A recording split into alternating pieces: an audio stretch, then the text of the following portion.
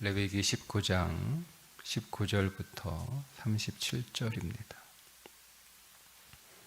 너희는 내 규례를 지킬지어다. 네 가축을 다른 종류와 교미시키지 말며 네 밭에 두 종자를 섞어 뿌리지 말며 두 재료로 직조한 옷을 입지 말지며 만일 어떤 사람이 다른 사람과 정혼한 여종 곧 아직 속량되거나 해방되지 못한 여인과 동침하여 설정하면 그것은 책망을 받을 일이니라. 그러나 그들은 죽임을 당하지는 아니하리니 그 여인이 해방되지 못하였기 때문이니라. 그 남자는 그 속건제물 곧 속건제 순양을 회막문 여호와께로 끌고 올 것이요 제사장은 그가 범한 죄를 위하여 그 속건제의 순양으로 여호와 앞에 속죄할 것이요 그리하면 그가 범한 죄를 사함 받으리라.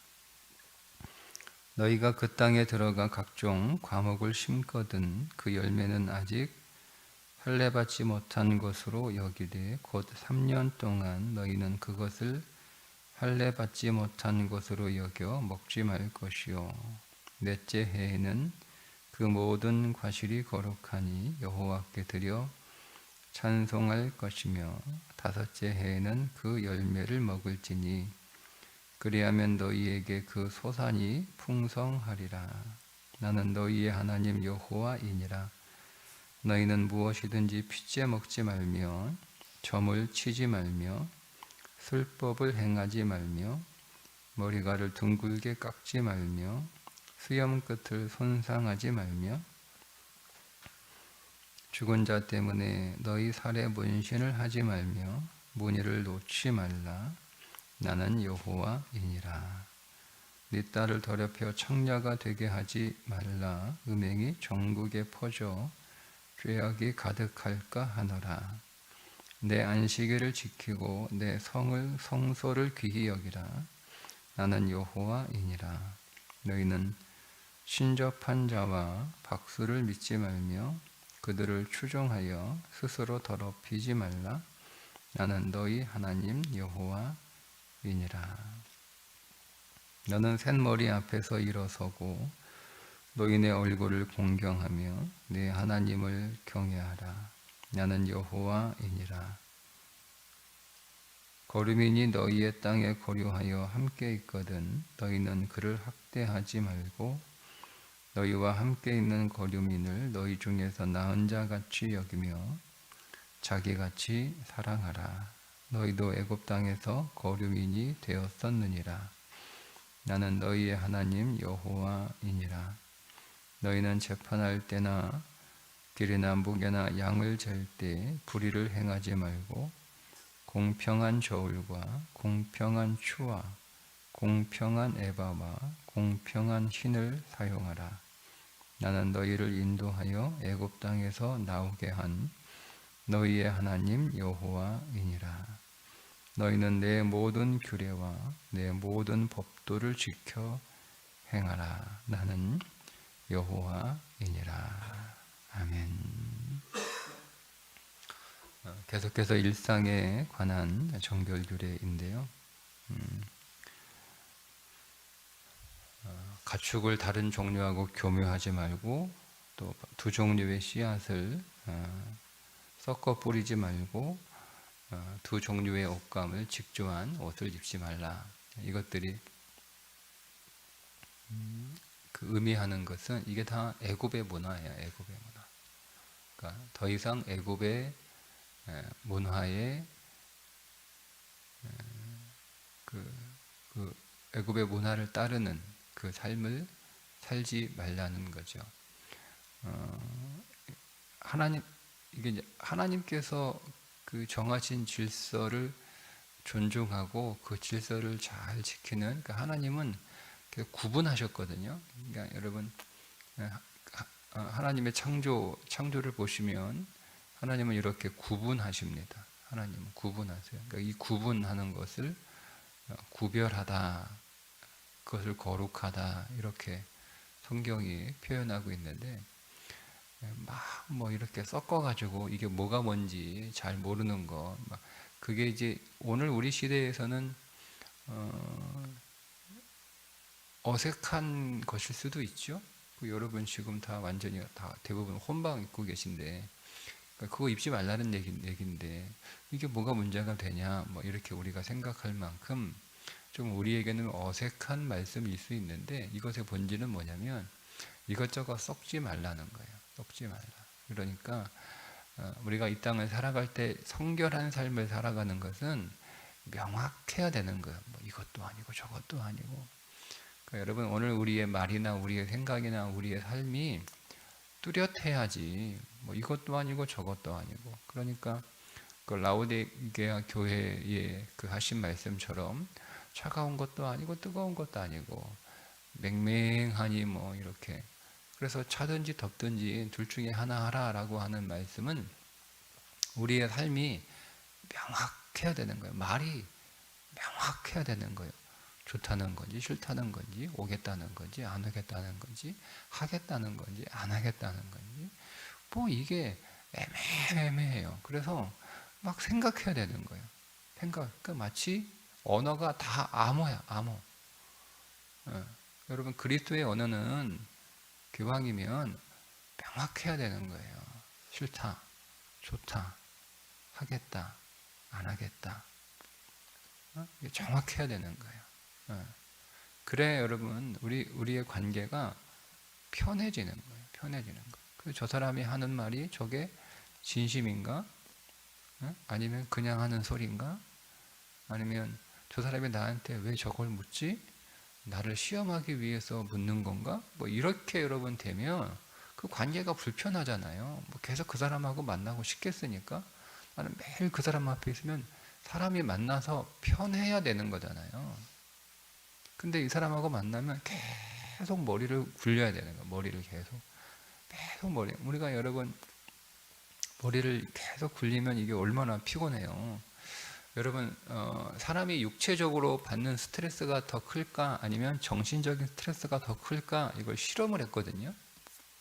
그래서 쥐 두 마리를 상자에 이렇게 넣고 각각 다른 상자에 넣고 한 상자에 있는 쥐한테는 전기 자극을 줘서 쥐가 그 전기 자극 때문에 막 전기가 찌릿찌릿하잖아요. 찌릿찌릿 이렇게 하게 하고 다른 상자에는 그냥 상자에만 넣어놓은 거예요. 똑같은 상자에, 유리 상자에. 그래서 요 쥐가 옆에서 물리적으로 찌릿찌릿 전기를 먹이는 그 쥐가 팍 반짝반짝 뛰고 이런 걸 보게 한 거예요.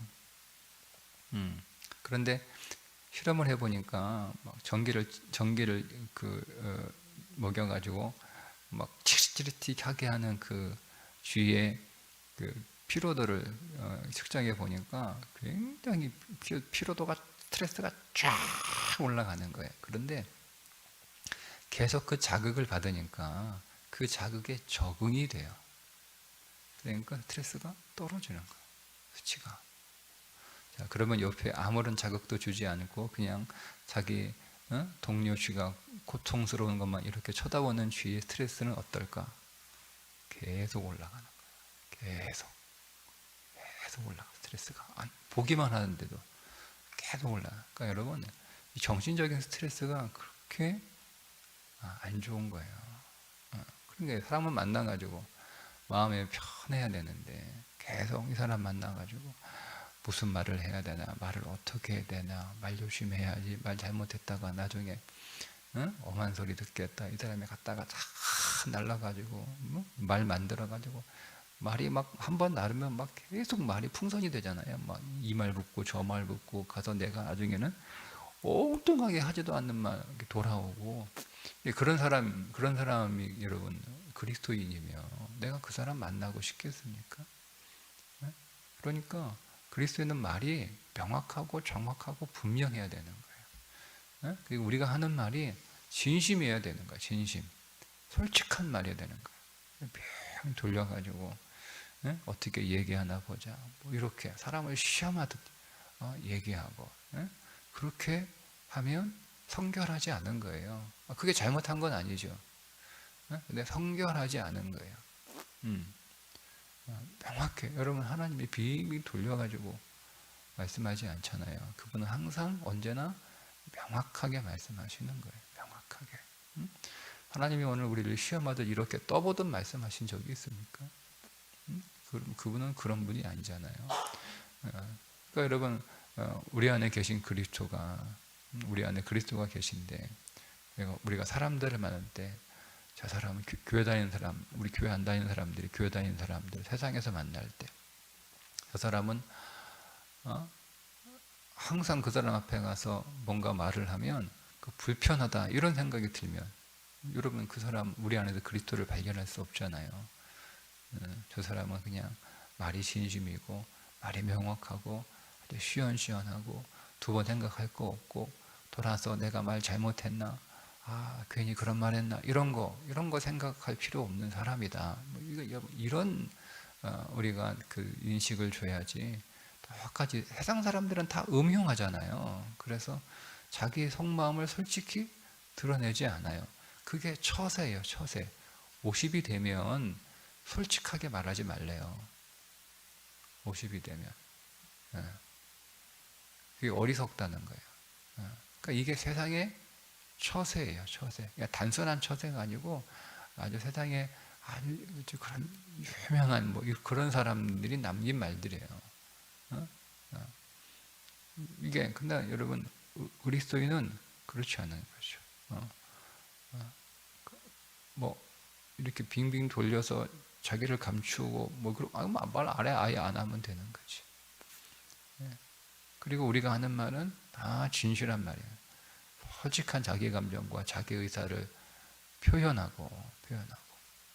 그래서 우리가 만나는 모든 사람들을 편하게 해주는 그런 성결한 성품이 우리 안에 있어야 된다는 것을 우리가 적용할 수 있습니다. 20절에 정혼한 여종 곧 아직 속량되거나 해방되지 못한 여인과 동침하면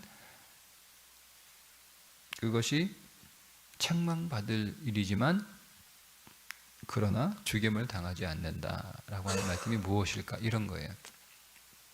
내가 주인이고 나한테 여종이 하나 있어요. 근데 어떤 사람이 내 여종이 마음에 들어. 그래서 나를 찾아왔어요. 나 저 여자하고 결혼할 테니까 그 종을 나한테 팔아라. 이렇게 하는 거예요. 그리고 두 사람이 서로 결혼하기로 약속을 했어요. 근데 아직 이 여종의 값을 지불하지 않은 거예요, 주인한테. 그러니까 아주 그냥 사람을 그렇게 표현하면 안 되는데, 그러니까 물건으로 비유하면 이미 예약된 물건이에요. 근데 아직 돈 지불은 하지 않은 거예요. 그죠? 이제 곧 다른 사람이 주인이 될 거란 말이에요. 그 상태. 그런데 주인이 자기 소유죠. 법적으로는 자기 소유예요. 그런데 종을 했어요. 근데 그 여종과 동침하게 되면 책망받을 일이라는 거죠. 그런 죽임을 당하잖아요. 이건 다른 경우는 죽임을 당해야 되는 경우잖아요. 그렇지만 그래서 속건의 죄물을 저 사람한테 지불할 필요는 없어요. 왜냐하면 어쨌든 법적으로 내 소유니까. 그러나 여러분, 이건 책망받을 일이잖아요. 그죠? 네. 그래서 하나님 앞에 속건 제물을 드리라는 거예요. 여러분, 오늘 우리의 기준이 어느 정도죠? 기준이 세상하고 다른 거예요. 우리의 삶의 기준은 세상하고 다른 거예요.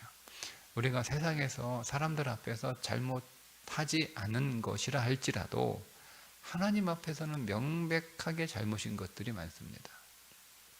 그러니 세상의 기준만 가지고 나는 괜찮아, 그게 뭐가 문제야, 다들 그렇게 통상적으로 다들 그렇게 살고 있는데, 우리의 기준은 그렇지 않다는 거죠. 하나님 앞에서의 성결함을 성경은 요구하고 있습니다. 23절에 땅에 들어가, 이게 가나안 땅에 들어가요. 가나안 땅에 들어가면 그 땅에 이미 심겨진 나무의 열매는 3년 동안 먹을 수 없습니다. 그리고 4년째 하나님 앞에 감사하고 그리고 5년째 열매를 먹을 수 있어요. 그 이유를 아직 그 땅의 나무들이 할례를 받지 않았기 때문이다. 이렇게 말씀을 해서 뭐 나무가 무슨 할례를 받아? 여러분 이런 생각을 우리가 하게 되는데요. 그 가나안 땅에 이미 심겨진 나무, 그 나무가 3년마다 계속 열매를 맺을 거 아니에요. 첫해 열매를 맺고, 둘째 열매를 맺고, 셋째 열매를 맺고, 열매가 떨어졌다가 열매를 맺고 그렇죠.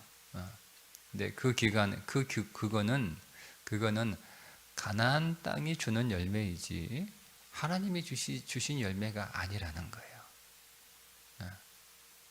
그러면 그 땅의 열매를 들어가서 먹고 있는 그 사람들이 하나님이 주셨다라고 하는 믿음으로 먹는 게 아니라 그 가나안 땅의 열매를 가나안이 준 열매를 먹고 있다 이런 마음을 갖게 되는 거죠.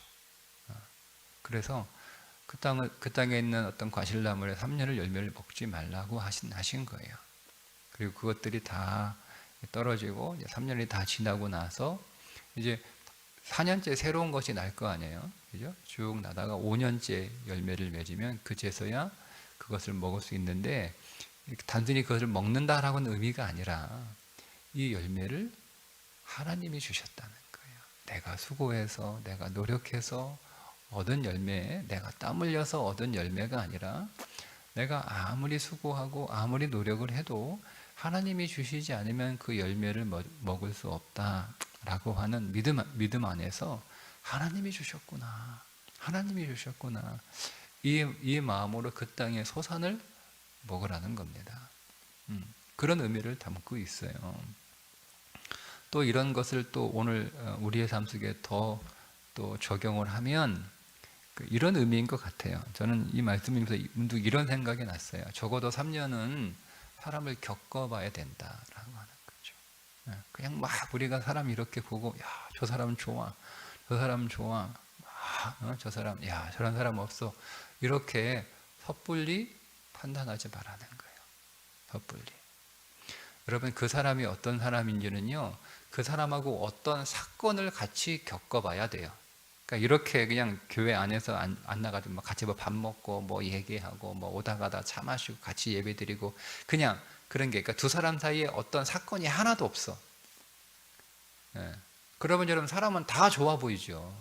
사람은 다 아주 특별히 아주 좀 이상한 뭐 괴팍한 아주 이상한 성품의 사람이 아닌 다음에야 여러분 그냥 이렇게 오다 가다 만나고 같이 차 마시고 밥 마시고 뭐 같이 예배드리고 뭐 이런 거는 다 사람 좋아요. 누가 교회까지 와가지고 그 자기 안에 있는 것들을 다 이렇게 들추어내요. 잘 포장하고 그렇게 살아가죠. 잘 다 가면 쓰고. 근데 어떤 사건을 겪어봐야 되는 거예요. 어떤 사건을. 뭐 굳이 꼭 3년이 아니더라도 어떤 사건을 겪어봐야 되는 거예요. 그래야 그가 누군지가 알아요. 누군지 드러나는 거예요. 사건을 겪어봐요. 어떤 사건을 같이 겪어봐요. 그래서 그때 그 사람이 누군지 드러나는 거예요. 그래야 그가 나와 함께 열매를 만들어갈, 함께 하나님 나라를 위하여 사역할 사람인지 아닌지가 보인다는 거예요. 꼭 교회가 아니더라도 마찬가지예요. 그러니까 우리가 모든 것들을 그냥 섣불리 당장 어떤 감정에 눈에 보기 좋아서 막 좋다, 괜찮다 이렇게 하지 말라는 거죠. 그렇게 되면 여러분 어떻게 되겠어요?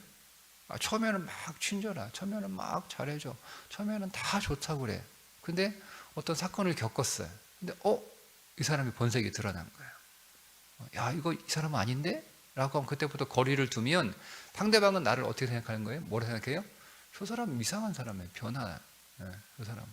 도리어 내가 겉다르고 속다른 사람이 되는 거예요. 사람들한테. 그러니까 여러분, 우리가 매사에 다 너무 충동적이고, 너무 감상적이고, 너무 감정적이고, 너무 이렇게 표면적이고, 너무 이렇게 하게 되면 사람들이 오늘, 세상이 오늘 우리 저 사람은 좀 이상한 사람이다, 앞뒤 다르다, 이렇게 보여지기 쉬운 거예요. 그러니까 우리가 모든 사람들을 만날 때 모든 일 가운데 항상 신중하고 진지하고 조심스러워 되는 거예요. 좋아 보여도 너무 이렇게 좋다라고 말할 수 없고, 이상해도 이상하다라고 속단할 수 없고, 나쁘다 보여도 나쁘다라고 말할 수 없는 거예요. 어? 그냥 굳이 꼭 뭐 숫자를 대면 적어도 3년까지, 4년, 1년 더 지켜봐야 되고 5년이 돼야 그제서야 판단할 수 있는 거죠. 그러니까 우리는 판단을 하면 안 되지만 그래도 우리에게 분별은 해야 될 거 아니에요. 쉽게, 특별히 사람에 관해서는 쉽게 분별하지 마라. 교회에 관하여 쉽게 분별하지 마라. 교회 들어와서 어떤 경우는 야 이게 너무 좋다 뭐 이렇게 할 수 있는 거잖아요. 분위기 나오고 맞으면. 또 어떤 경우 분위기가 나하고 좀 달라, 이게 이상하다 이렇게 말할 수 있는 거잖아요. 그죠? 근데 우리는 어떻게 하죠? 우리가 경험한 우리의 기준과 우리의 시각 안에서 속단해 버리는 거예요. 좋다, 나쁘다, 그렇게 하지 말라는 거예요. 사람이든 교회든 뭐 여러분의 일터든 뭐 여러분의 만나는 사람들이든 다 항상 신중하고 조심스럽고 충분히 겪어보고, 그리고 조심스럽게 분별하는 삶을 살아가야 그가 세상에서 성결한 자로, 그리스도를 드러내는 자로 살 수 있다라고 하는 말씀으로 적용할 수 있습니다. 점치지 말라고 그러죠. 여러분 왜 점치지 말라고 할까요? 미신적이니까. 뭐 맞습니다. 미신적인 뭐 점은 뭐 내가 치는 건 아니니까, 뭐 귀신이 알려줘야 점치는 거니까. 물론 귀신도 다 모르고 다 거짓말이긴 한데, 근데 여러분 이게 우리 안에 어떤 죄의 본성이 있냐면, 뭐 그게 결국은 죄죠. 근데 어떤 본성이 있냐면 미래를 알고 싶은 거예요. 다 알고 싶죠. 네? 알고 싶지 않아요? 여러분 1년 뒤에 5년 뒤에 10년 뒤에 알고 싶지 않나요? 다 알고 싶어요. 근데 여러분 다 알면 우리가 믿음을 발휘할까요? 다 알면 믿음을 발휘할까요? 네? 우리가 총동원 주일 어떻게 될지 모르니까 기도하는 거 아니에요. 모르니까 믿고 열심히 우리가 하나님 앞에 순종하고 일하는 거 아니에요. 근데 우리가 그 결과를 시작할 때 다 알아. 잘 될 거야. 그리고 뭐 어차피 잘 될 건데 뭐 내가 기도하고 뭐 애쓸 필요 뭐 있어? 안 될 거야. 뭐 어차피 안 될 건데 내가 뭐 애써 뭐야, 무슨 소용이 있어? 그죠? 알면 믿음이 나오지 않아요. 알면 믿음이 나오지 않아요. 우리는 알면 더 잘할 것 같죠? 그렇지 않습니다. 성경은 내가 알면 더 잘하겠다. 내가 공부해가지고 시험 보는데 시험 점수가 몇 점에 나올지 내가 점쟁이 찾아가지고 야 너 그거 시험 보면 이번에 한 90점 나올 거야, 이렇게 점쟁이가 얘기해줘. 그러면 뭐 90점 나오기로 이미 정해진 거잖아요. 그러면 여러분 90점 나올 거니까 내가 그냥 더 열심히 해야겠다, 뭐 이런 마음이 들 수 있겠다라고 생각하지만 그렇게 할 수 있어요. 야 90점 나오니까 내가 더 열심히 하면 한 95점 더 나오겠다, 뭐 이렇게 할 수도 있죠. 근데 여러분 그거는 세상 사람들이 그렇게 하는 이야기고, 우리는 아니까 기도하지 않아요. 그죠? 아니까 기도하지 않아요. 아니까 하나님 의지하지 않아요. 아니까 하나님 붙들지 않아요. 여러분 그래서 우리 인생에 모르는 거, 하나님이 어떤 경우에 침묵하시는 거, 그 이유가 뭘까? 그러니까 우리는 하나님이 도무지 말씀하지 않으신다, 하나님이 속 시원하게 말씀해 주시면 좋을 텐데, 하나님한테 아무리 여쭤봐도 하나님 그냥 묵묵부답 아무 말씀도 안 하셔. 그러니까 나는 아무것도 안 해가 아니라, 하나님이 침묵하시면 하나님이 말씀하지 않으시는 이유가 있을 테니까 말씀하실 때까지 아무것도 안 하고 기다리는 신앙생활이 아니라, 하나님이 이미 내게 주어진 삶에 어떻게 살아가야 돼, 삶의 표준이 있잖아요. 그거 그냥 순종하면서 열심히 살아가면 되는 거예요. 믿음을 발휘하면서. 그런데 우리 하나님이 나한테 아무 말씀도 하지 않으시니까 나도 딱히 뭐 할 수 있는 것도 없고 그냥 기다리는 거죠. 아무것도 안 하고. 그건 그리스도인의 삶이 아닌 거예요. 하나님이 굳이 우리는 하나님한테 점쟁이 찾아가서 그러니까 여러분 기독교 신앙 안에도, 그 기독교 신앙이라고 하면 안 되죠. 그 한국 교회가 가지고 있는 뭐, 그 어떤 왜곡된 표현인데요. 그 점쳐주는 기도 많이 하는 뭐 이런 사람들 있잖아요. 가서 물어봐요. 아주 오래전에, 뭐 우리 지금 안 나오는 사람인데 한 15, 16년 된 것 같아요. 차를 타고 이렇게 같이 어디 가는데 뜬금없이 어디 가면 이렇게 다 기도하면 기도해주고 쫙 이렇게 말해주는 어느 용한 권사님이 있다는 거예요. 내가 어이가 없어가지고 대꾸도 안 했는데요. 그거 왜 알고 싶은 거예요? 왜 알고 싶은 거예요? 기독교는 그런 게 아니에요. 그러니까 기독교의 예언은 미래를 내다보는 미래 예자가 아니에요. 기독교의 예언은 한자가 달라요. 한자가. 성경에 예언이라고 번역되어 있는 단어들은 미래 예자를 쓰지 않아요. 미래를 말해주는 게 예언이 아니고요. 말씀을 해석해 주는 거예요. 그러니까 말씀으로, 야, 말씀에 이렇게 기록되어 있는데 네가 그 말씀 순종하지 않고 계속 그 말씀과 어긋나는 삶을 살면 너 하나님의 심판이 있어. 이게 예언이에요. 그 구약시대 예언자는 미래를 얘기해 주는 내다보고 점치는 사람들이 아니고요. 당신들이 하나님의 명령에 순종하지 않으면 하나님이 심판하신다. 이거 얘기해 주는 사람들이 예언자이지 점치는 사람들이 아니라는 것. 그러니 여러분 굳이 여러분은 그렇게 여러분의 미래에 관하여 이렇게 너무 알고 싶어 하지 마세요. 하나님이 침묵하시고 안 알려주시고 안 보여주시면 그냥 그만한 이유가 있는 거예요.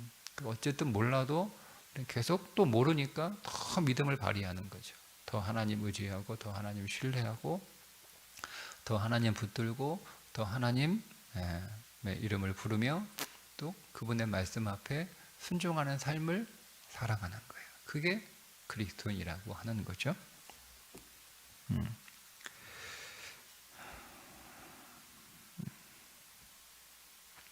뭐 머리를 둥글게 깎지 말라. 뭐 이거는 당시 어떤 종교, 그러니까 우상 숭배하는 사람들의 헤어스타일이기 때문에 그런 문화를 따라가지 말라라고 하는 뜻이고요. 수염 끝을 손상하지 말라, 그러니까 구렛나루를 자르지 말라라는 뜻이에요. 정통한 유대인들은 다 이 구렛나루 계속 기르잖아요. 자르지 않고. 그 수염 끝은 구렛나루를 말하는 것입니다. 문신하지 말라. 이 고대 세계에서 문신은 어떤 의미냐면 내가 어떤 신에 속해 있다는 표시예요. 그게 문신이에요. 그런 문신하지 말라는 말씀입니다. 딸을 더럽혀 청녀가 되게 하지 말라. 돈이 없으니까 딸을 파는 거죠. 지금도 그러지는 모르겠는데, 그 태국의 그 라후 저 산쪽에 가면 딸을 팔아요. 5만 원에 팔아요. 그럼 그 애들이 다 어디 가냐면 다 이제 그 문 파는 데 다 이제 가는 거예요. 이때부터 그런 거예요. 이때부터 딸을 파는 거죠. 그렇게 하지 말라 이런 말씀드려요. 이렇게 하나님께서 우리가 이 땅 위에서 성결한 삶을 살아가는 것에 관하여 구체적으로 하나하나 일러 주시고 그 마지막에 이렇게 말씀을 하십니다. 37절에 너희는 내 모든 규례와 내 모든 법도를 지켜 행하라. 나는 여호와이니라. 계속 나는 여호와이라는 말씀이 계속 반복해서 나오잖아요. 나는 여호와야. 나는 너희 하나님이야. 라고 하는 거죠. 계속. 그러니까 내가 너를 지키고 내가 너와 함께 할 테니까 내가 너를 책임질 테니까 너는 나의 법을 따르고 세상의 문화와 세상의 법을 따라가지 말라는 거예요. 세상의 방식대로 살아가지 말라는 거예요. 그러니까 세상의 이 가나안이나 애굽의 문화는 그들을 지켜주고 그들을 책임져 주는 것이 그들이 믿는 신이라고 생각하기 때문에 그 신이 정한 길로 가는 거예요. 그러나 구원받은 이스라엘 백성들은 하나님이 그들을 지켜주고 하나님이 그들을 책임져 주실 것이기 때문에 하나님이 정하신 그 길로 가는 거예요. 그러니까 똑같은 신이 아니에요. 기독교 안에도 그렇게 생각하는 사람들이 있는데 다 종교다원주의라고 해서 뭐 이렇게 저렇게 뭐 해도 된다, 그렇죠? 심지어 어느 서울에 있는 어느 그 천주교는 그 교회 학생들 한 달 동안 템플스테이 절에 보내가지고 템플스테이 시키기도 하고 뭐 108배 하기도 하고 이런 성당도 있더라고요. 우리는 막 이렇게 되게 포용적이야 뭐 이렇게 알리고 싶은 줄은 모르겠으나 같을 수 없어요. 길이 달라요. 길이 달라요. 분명히 보세요. 길이 다르죠. 길이 달라요. 같을 수가 없어요. 하나님은 세상과 길이 다릅니다. 그러니까 그리스도인은 다른 길을 가는 거예요. 다른 길을 가는 거예요.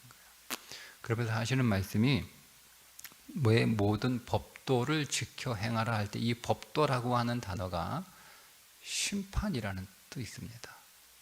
하나님이 하나님의 법으로 심판하신다는 거예요.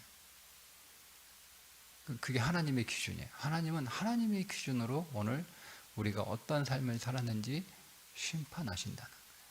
그러니까 우리는 늘 하나님이 정하신 그 길로 늘 순종하며 걸어가는, 하나님과 관계를 회복하기 위해서 예배하고 하나님과의 그 관계를 계속 유지하기 위해서 정결해야 되고 내 안에 계신 하나님을 세상에 드러내기 위해서 성결한 삶을 살아가는 거예요. 하나님이 이것을 보신다는 거죠. 우리 안에서 너와 나와의 관계가 목적이냐, 그 관계를 위해서 정결하게 살았느냐, 나를 드러내기 위하여 성결하게 살았느냐를 하나님이 심판하신다는 거예요. 그러니 오늘 저와 여러분은 단순히 구원으로 끝내는 인생이 아니라 우리 안에 계신 그리스도를 세상에 드러내는 그 증인의 삶이 되기 위하여 더 성결해질 수 있기를 주님의 이름으로 축복합니다. 기도하겠습니다. 하나님, 오늘도 우리는 내가 곧 길이요 진리요 생명이라고 말씀하신 주님의 길을 걷는 자들이 되게 해 주옵소서. 주님이 정하시는 그 길을 걷게 하시고 세상과 타협하지 않게 하시고 세상의 길과 우리의 믿음의 길이 어중간하게 걸쳐 있지 않게 하시고 오직 한 길, 주님이 걸으신 그 길만을 걷는 성결한 하루가 되게 해 주옵소서. 예수님의 이름으로 기도드리옵나이다. 아멘.